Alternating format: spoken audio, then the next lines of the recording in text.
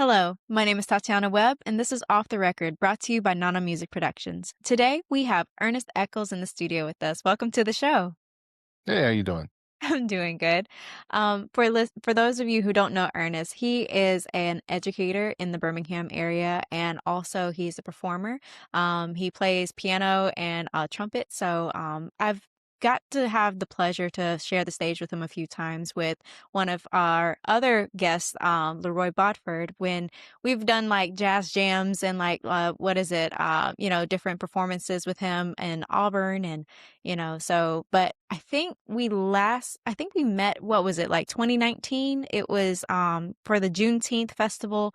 You Yeah. were singing a song by Ashley Smith, Best Friends, and I think that Yeah. was the moment we kind of connected and was like, oh, you exist. Okay, cool. Yay. So, Yeah. and then we kind of started doing performances together, but also I would come around to come listen to them perform because I am Leroy's and Ernest's biggest fans when it comes down to live performances. Thank you.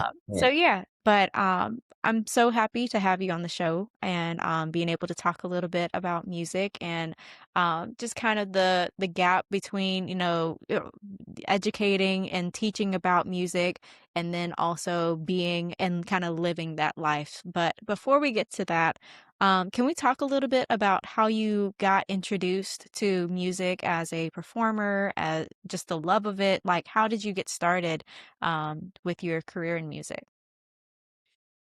Well, it all started back long, long time ago.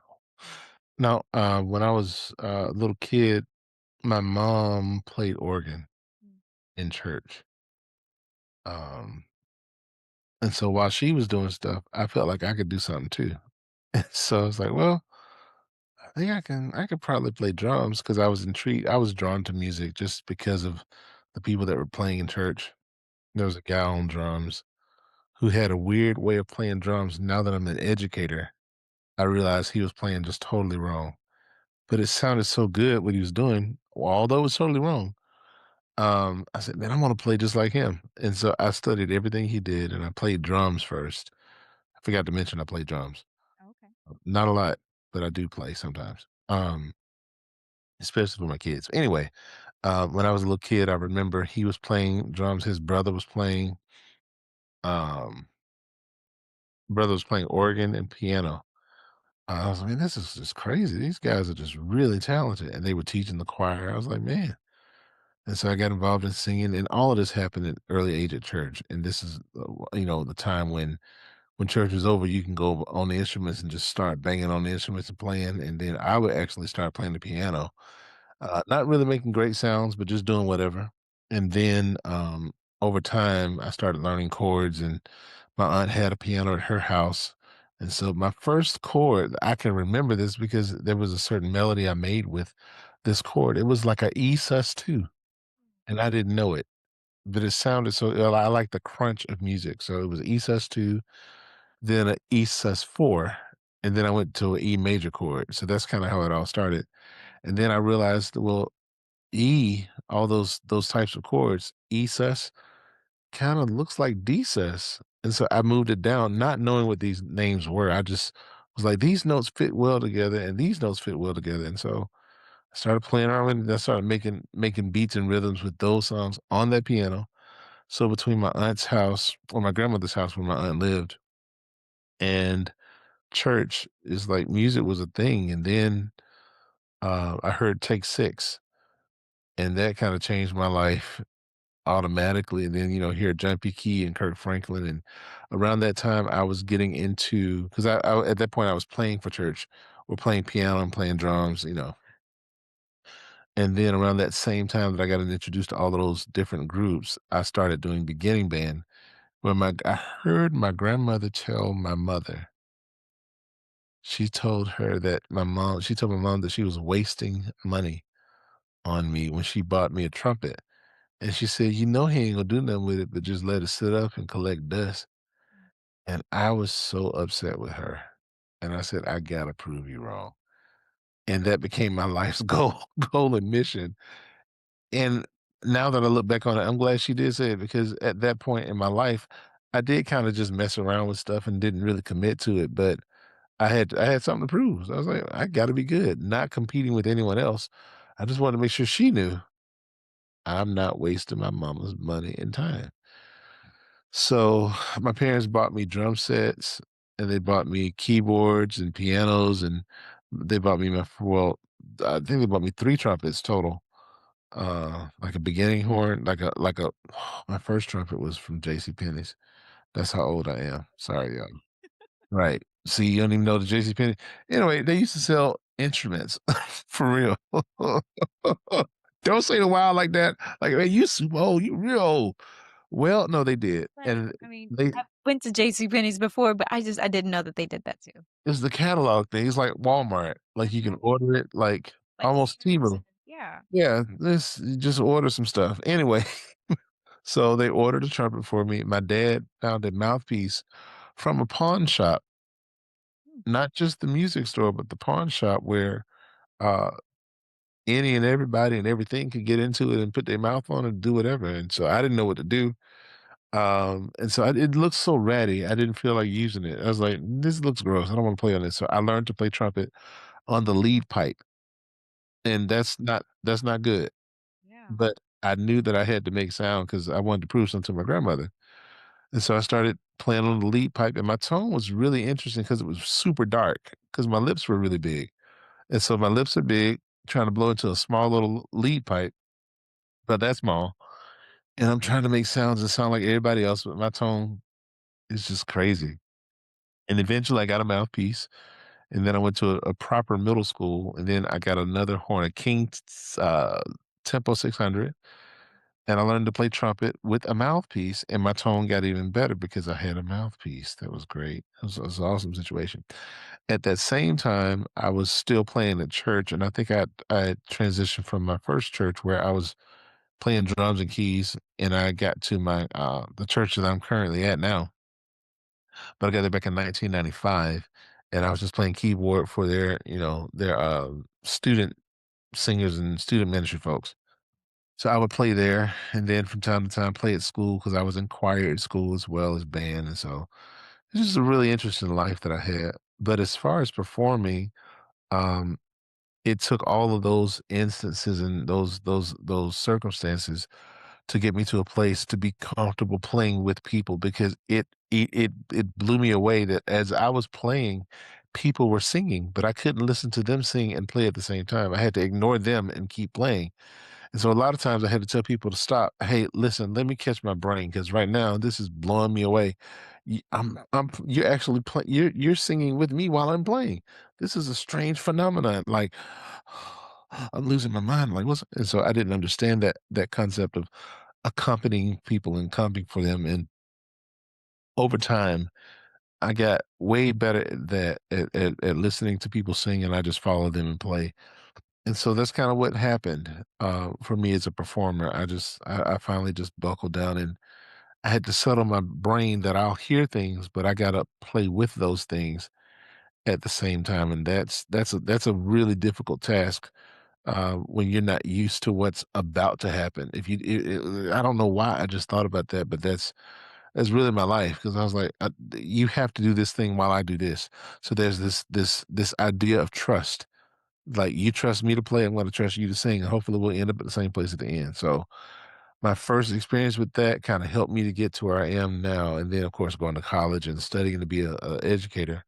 There were times that you just have concerts and perform and things like that. And then someone heard me play piano. I was like, "Hey, can you play with me on this?" And I was like, "Sure."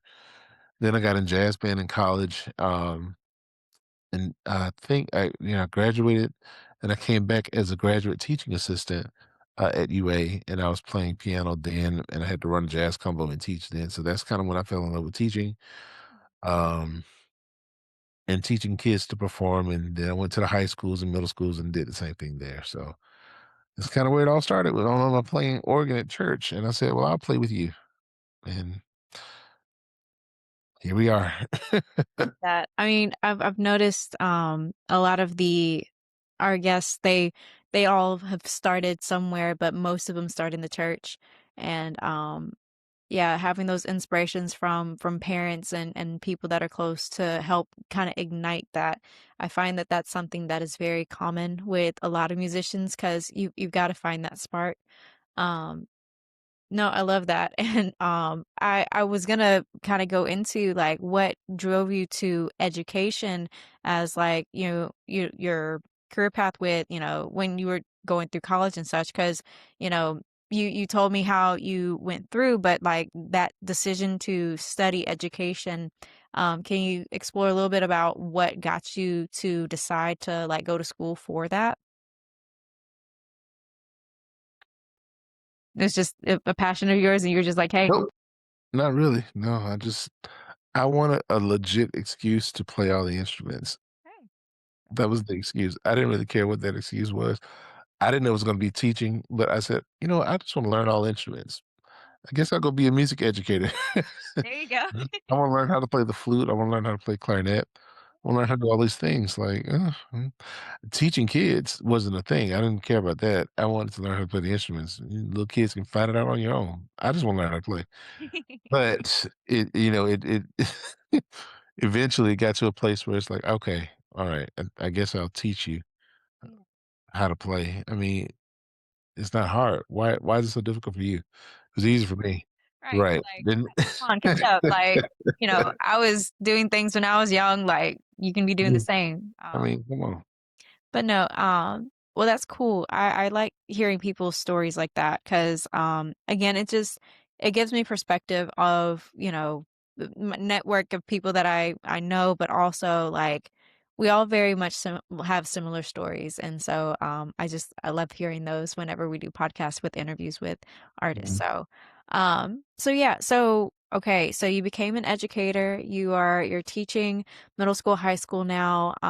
And I know you do your performances with, like how I mentioned earlier, with Leroy, and I'm sure with other musicians as well. I just don't know any off the top of my head that you also work with.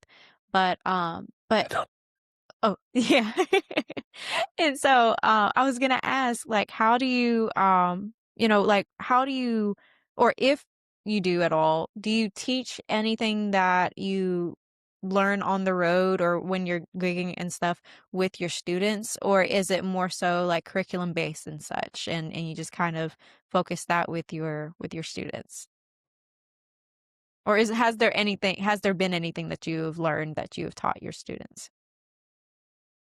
Yeah, I teach them a lot, honestly. Yeah. I teach so much on the spot.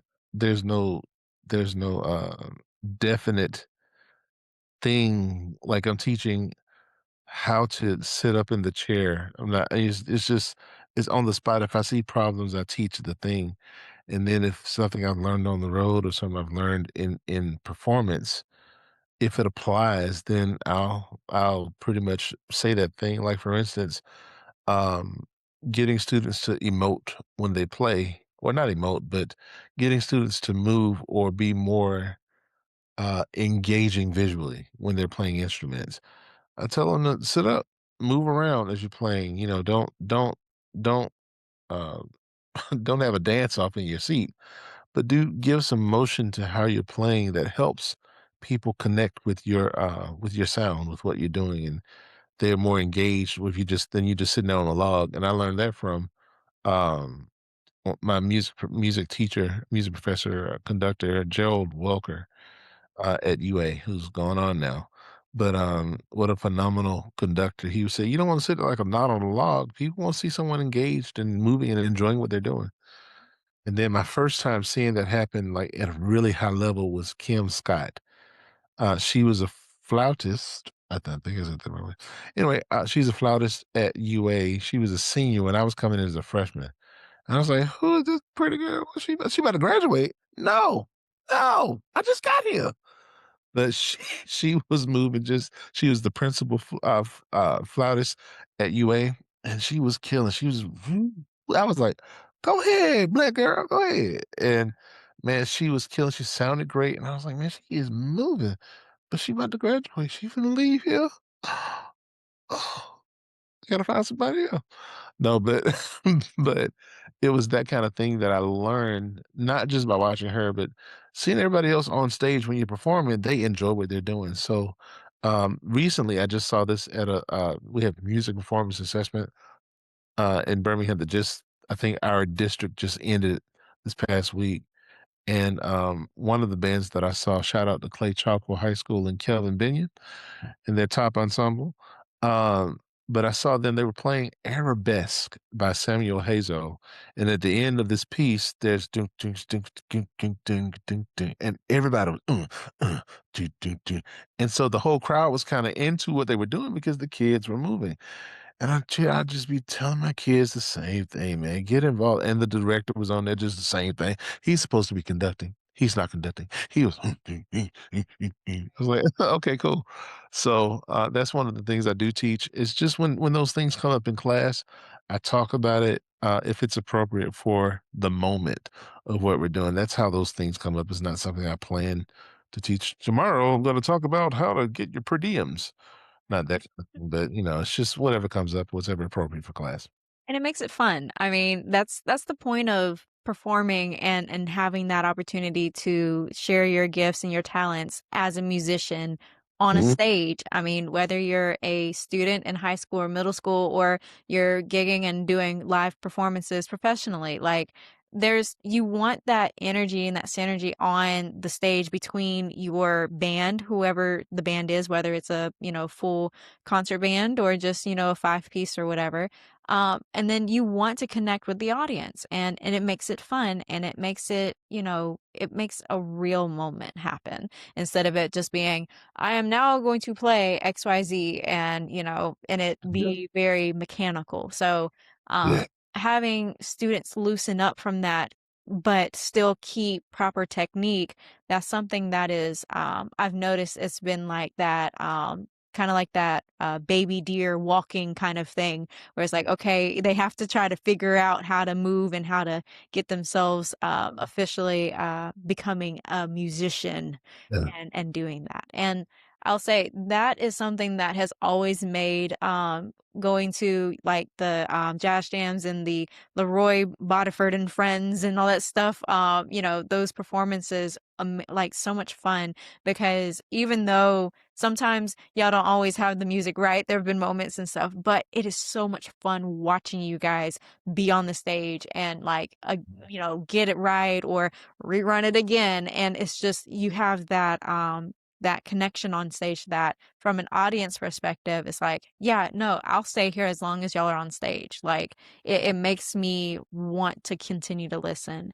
And I'm sure, I mean, shoot, y'all guys have a following with the jazz community because they'll go wherever city y'all are in, at least in Alabama. So, Yeah. I mean, I find that showing to your musicianship and your professionalism as an artist and performers that when you've got a fan base that'll follow you from a different city because that's where you're performing, I mean, that tells you a lot. Yeah. Um, so, but so, right. So I love that you are teaching your students how to be musicians, essentially. Um, so, what is something being as a performer that, and kind of going into a little bit of a tangent into our advice part of our podcast, but what is something that you have learned being on the road or being like performing live that you would want to offer as advice for any listener that is a musician or an artist trying to kind of get their feet wet with stuff? I mean, like there's a lot to learn, but what was something that you've taken away from your experiences? It's nothing real new, uh, but you have 2 ears and 1 mouth. You should listen twice as much as you speak. That's pretty much it. You listen on stage, and that goes so far, from, just the interactions with artists and the interactions with your fellow bandmates. You must listen. To have a conversation, you gotta listen. Like, in this conversation, there's a chance when I speak and you listen, there's a chance when you speak and I listen, it goes on the bandstand, it goes on in the classroom. There's gotta be someone that's speaking and someone that's listening. Um, and even on stage performing, you don't just listen to yourself, you have to listen to everybody and how you contribute to what they're doing on stage, and how are you supporting what's going on stage, and how are you kinda reacting to what's being given to you when it's time for you to take a solo? How are you reacting? How are you responsive? Are you trying to have a conversation, or are you just playing? That's kind of the unfortunate part about teaching kids to do it, because you have to recognize what's going on in real time while kids are playing. So it's it's very interesting to see kids try to put all the pieces together. Like I was talking about earlier about playing while I'm playing, people are singing. That's kind of a weird thing. Well, it's kind of hard for kids to uh, play and immerse themselves in the experience, because they have the other job of playing an instrument in time with these folks. So it's the whole aspect of listening to where you fit in, but being prepared to play when it's time for you to play, and hopefully play at the right volume, the right dynamics, and all of those things. So my biggest advice is listen on and off the stage, inside the music, listen outside the music, listen to other music, listen to other versions of the music. Continue to just listen and build your ear, build your ability to hear what sounds good and your ability to hear what sounds bad, and try not to imitate the bad things unless it's on purpose and you're trying to make a joke, but try not to make a joke too often, because people think you sound bad every time you play. Yeah.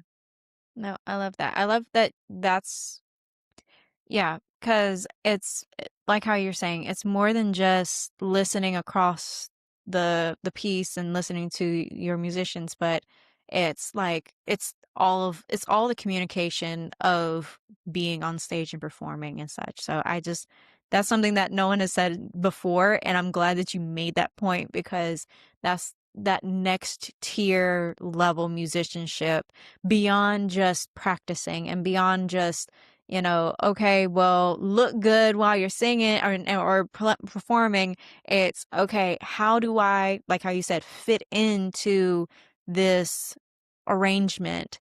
Mhm. And when it's time, how do I stand out but still be cohesive?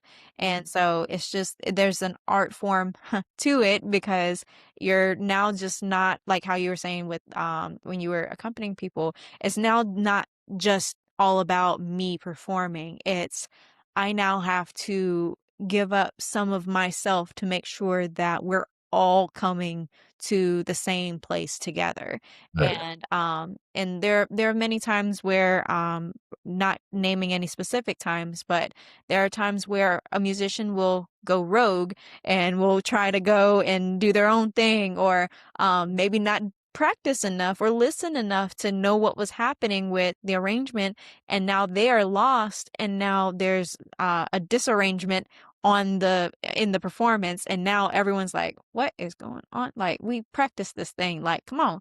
So it's just there's the responsibility that you have as a performer, especially when you're with a band, Mhm. to listen across and have that teamwork um ability so that way the music is made and the moment is made, and that way when something does kind of hiccup a little bit, the audience doesn't really notice it because you've masked it well with the communication across the board. I think one of the if I can interrupt, I think one of the biggest things for musicians, along with listening, is relaxing. Yeah.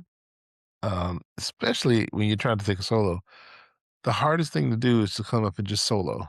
If you're not relaxed because you're anxious, there's gonna be some problems. So, but that goes with everything for the most part. You gotta be relaxed. That means you have to also be well prepared. Um, Before you get on stage, that you've rehearsed it enough, you've pictured yourself in the environment before you're in the environment. Picture yourself on stage without people. Picture yourself on stage with people. Picture yourself like in your worst possible state, sick, don't feel good, how are you gonna perform? Because those things do come up. So in all of those instances, listening is key, but the next thing right next to it is relaxing after you've prepared yourself. You gotta prepare yourself. You gotta show up every day ready to perform or ready to rehearse or ready to go through it, but you gotta practice every single time leading back up to that time. Like for my students, it's a daily practicing to come back to school better prepared to get through rehearsal without problems. And sometimes it's hard for students to understand that concept of coming to rehearsal prepared. It's like auditioning, and I've judged the sad part, I just judged like 3 or 4 different, auditions for color guard and dance line and all these things. And the weirdest things, these kids will show up to make the team, but when it comes time to actually do it every day, eh, kinda and that's not the attitude you gotta have. You gotta be ready to perform every single time you get in front of the band or you're trying to rehearse. You gotta be ready to perform, and so you gotta practice your craft. That's how you get better. People don't wanna see somebody half cooked or half baked. So, you gotta practice that. So, yeah, listening and relaxing after you've prepared, yeah. But tons of listening, and then you can relax. Yeah. I mean, right. I mean, one thing, I forgot who said it, but it was, I think it was in one of my classes, getting my master's and stuff, and they were like, know all the rules and understand all the rules. And then once you understand all the rules, break them, like, break some. So, point being is knowing, and that's how you're able to create music and create a moment and things that Mhm. are outstanding, but because you know the rules and you know the technique, you've practiced, you've come prepared, like as you say, now you know where you can improvise and have moments where it's like, "Hey, I'm gonna not use proper technique, but I'm gonna do a little moment here and in your solos and stuff like that to make a moment and then come back to structure." And that's what makes it interesting and not like how, like you were saying, a joke where people think, oh, you just play bad. It's like, no, no, I know what I'm doing and I did that intentionally and people can catch that and understand what you're doing. And, Yeah. and I find it kind of full circle back to, that preparedness is a commitment that these students and these musicians have to make because like how you're saying, it's the day to day, it's the consistency, it's the routine and making it part of your lifestyle that makes it refined. And the it reminds me of what you said earlier. It was like you had to prove your grandma wrong that this wasn't going to be a waste of time, effort, money of Mhm. yourself, your mother, XYZ. And, you know, it's just getting boiled down to, is this something that you are passionate about? And, asking yourself, your students asking that question of themselves, is this something that you're willing to sacrifice time, energy, resources, Yep. and yourself, because again, you're working with a band to commit to then take it to that next level. Yeah. And, as what we do with my company and make a career out of it. Because, a lot of people, they can say that this is a hobby, and that's great. Let it be a hobby, let it be an enjoyable thing. But if you are serious about making a career about this in the music industry, you've got to treat this like your job. Now, still have fun with it, still enjoy the process and such, but there has to be, like I said, that level of commitment to what you're doing and intention in what you're trying to develop, whether that's skill sets, whether that's, rehearsals, things XYZ. So, It's one of those things I tell my kids almost every week in some way, shape, or form. Essentially, I say, "Well, you got instruments out. Since you're here, why not play your very best? Since you're here, why not just try your very best?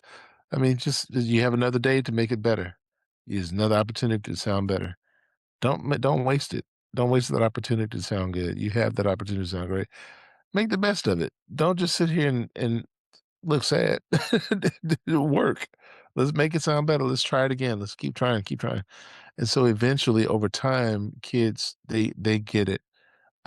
but for me as a middle to high school director, it's interesting to see them as beginners, even after the first year, how they matured because their first sound on that instrument, that first day, it's a problem. They don't hit the note to begin with. And then it's sad. It all sounds terrible. I mean, and I tell them to their face, you sound terrible. You don't sound good as a band, but you do sound better. You still sound bad, but you sound better. And then they get to the middle, the first Christmas program, and they sound pretty okay. And the parents are excited. Ooh, they played a song I know. Jingle bells, really, in unison. And then we get to the end of the year concert, and then the kids are actually playing their parts and things are sounding better. And then you hear the advanced band, and it's the more mature sounds of what they were doing as beginners. And then you hear the high school symphonic band, and they sound like a symphony compared to those beginners. Like what? And then you take them up to hear the symphony, and it's like, wait, we got to get that good. I'm like, yeah, you can. It's possible, but you got to do some work every single day, and that involves listening and being relaxed. So if you can do those two things, you're gonna be fine. Mm. Well, I know we didn't talk too much about it, but I know you have music out as well, and so you are a performer, artist, and stuff like that. So, if anyone wants to catch any of Ernest's music, he has a couple albums out. Do you want to talk a little bit about those projects a little bit before we? Nope. Nope. Won't talk about it. No, I'm just kidding. One of them I did. I started in Florida when I lived there.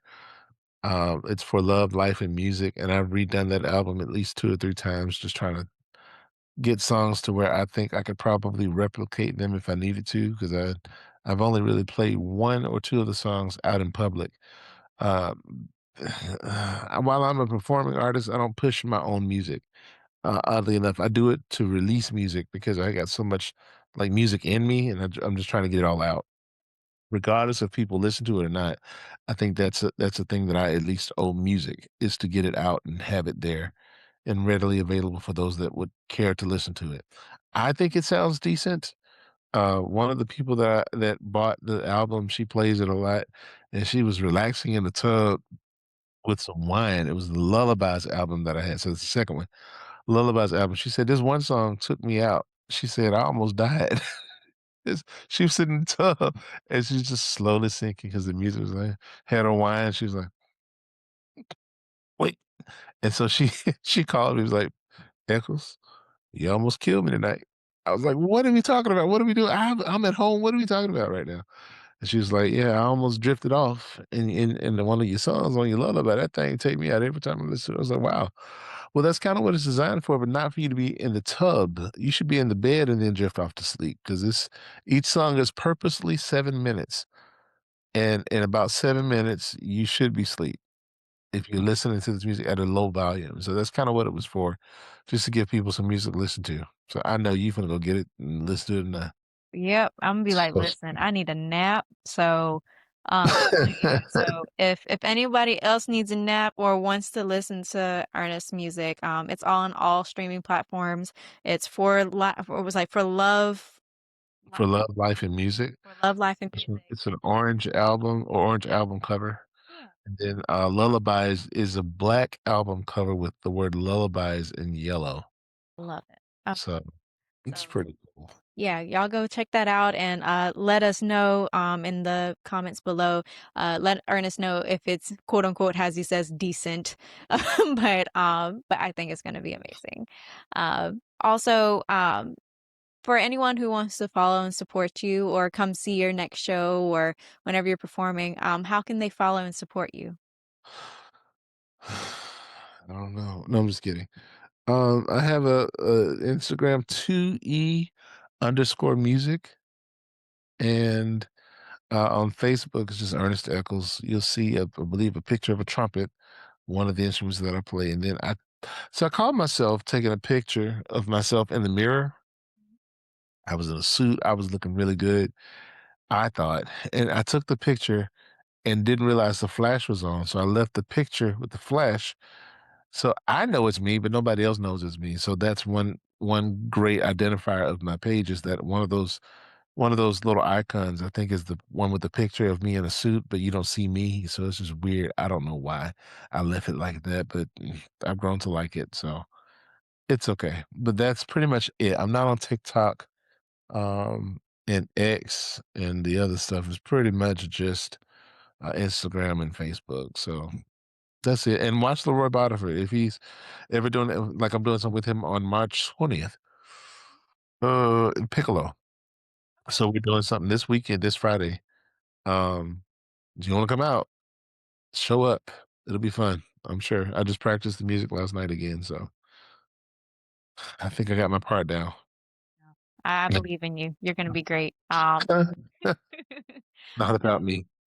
No, but I look forward to being there on March 20th. So, because I enjoy seeing y'all guys at Piccolo. That's a if anybody's looking for live music, especially like jazz music and stuff, that's a good spot to hit in Auburn, Definitely. Alabama. So, Yeah. if you're around, come say hi and come meet us and talk and connect and network and stuff. It's all about the business. So, but thank you so much for being on the show. I'm sure we'll have you again. Thank you for having me. Yeah, this is how I like my podcast. I like them easy and it's just we get to talk. So but thank you so much for your time. If you like what Definitely. yeah. If you like what you've heard today, you can follow the podcast at Nana Music _ off the record. You can follow the company at Nana Music Productions, or you can follow me at web.tatiana m. And just remember, this podcast was off the record.